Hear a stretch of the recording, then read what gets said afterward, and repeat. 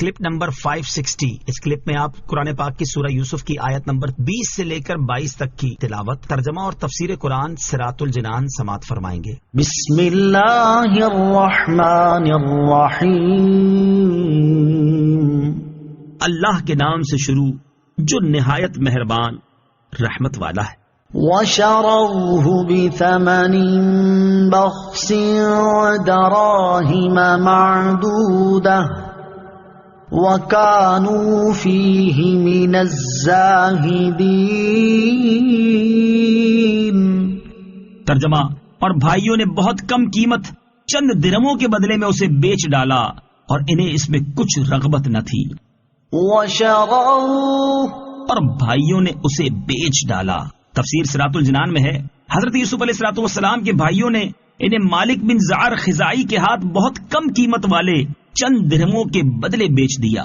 حضرت قتادہ رضی اللہ تعالی عنہ فرماتے ہیں کہ وہ 20 درہم تھے اور حضرت یوسف علیہ السلام کے بھائی پہلے سے ہی ان میں کچھ رغبت نہ رکھتے تھے. پھر مالک بن زعر اور اس کے ساتھی حضرت یوسف علیہ السلام کو مصر میں لائے. اس زمانے میں مصر کا بادشاہ ریان بن ولید بن نزدان املیکی تھا اور اس نے اپنی عنان سلطنت کتفیر مصری کے ہاتھ میں دے رکھی تھی. تمام خزائن اسی کے تحت تصرف تھے. اس کو عزیز مصر کہتے تھے اور وہ بادشاہ کا وزیر اعظم تھا.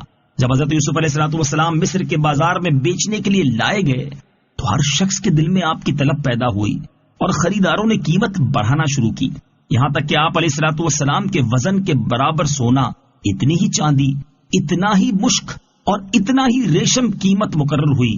اور عمر شریف اس وقت 13 یا 17 سال کی تھی.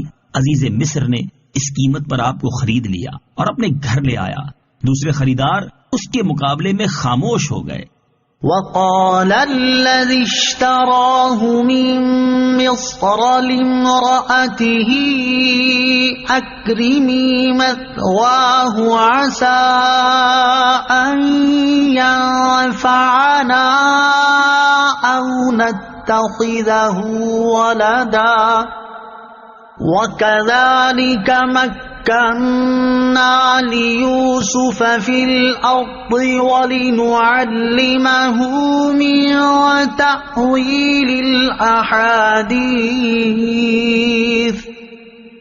والله غالب على أمره ولكن أكثر الناس لا يعلمون. ترجمہ: اور مصر کے جس شخص نے انہیں خریدا اس نے اپنی بیوی سے کہا انہیں عزت سے رکھو، شاید ان سے ہمیں نفع پہنچے یا ہم انہیں بیٹا بنا لیں. اور اسی طرح ہم نے یوسف کو زمین میں ٹھکانہ دیا اور تاکہ ہم اسے باتوں کا انجام سکھائیں، اور اللہ اپنے کام پر غالب ہے مگر اکثر آدمی نہیں جانتے. وقال الذي اشتراه من مصر لامرأته، اور مصر کے جس شخص نے انہیں خریدا اس نے اپنی بیوی سے کہا. تفسیر صراط الجنان میں ہے آیت کا خلاصہ یہ ہے کہ مصر کے جس شخص نے حضرت یوسف علیہ السلام کو خریدا اسے لوگ عزیز مصر کہتے تھے اور اس کا نام کتفیر تھا. اس نے اپنی بیوی زلیخا سے کہا کہ حضرت یوسف علیہ السلام کو عزت سے رکھو، ان کی قیام گاہ نفیس ہو، لباس اور خوراک اعلیٰ قسم کی ہو، شاید ان سے ہمیں نفع پہنچے اور ہمارے کاموں میں اپنے تدبر و دانائی سے ہمارے لیے نفع مند اور بہتر مددگار ثابت ہو. نیز ہو سکتا ہے کہ سلطنت اور حکومت کے کاموں کو سر انجام دینے میں ہمارے کام آئے، کیونکہ رشد کے آثار ان کے چہرے سے ظاہر ہیں. یا پھر ہم انہیں بیٹا بنا لیں. یہ کتفیر نے اس لیے کہا کہ اس کی کوئی اولاد نہ تھی. وَكَذَلِكَ، اور اسی طرح تفسیر صراط الجنان میں ہے یعنی جس طرح ہم نے قتل سے محفوظ کر کے اور کنویں سے سلامتی کے ساتھ باہر لا کر حضرت یوسف علیہ السلام پر احسان فرمایا، اسی طرح ہم نے انہیں مصر کی سرزمین میں ٹھکانہ دیا تاکہ ہم اسے مصر کے خزانوں پر تسلط عطا کریں اور خوابوں کی تعبیر نکالنا سکھائیں.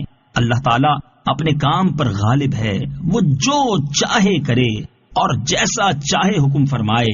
اس کی حکم کو کوئی روکنے والا ہے، نہ اس کی قضا کو کوئی ٹالنے والا ہے، اور نہ ہی کوئی چیز اس پر غالب ہے، مگر اکثر آدمی نہیں جانتے کہ اللہ تعالیٰ حضرت یوسف علیہ السلام کے ساتھ کیا کرنے والا ہے اور وہ ان سے کیا چاہتا ہے.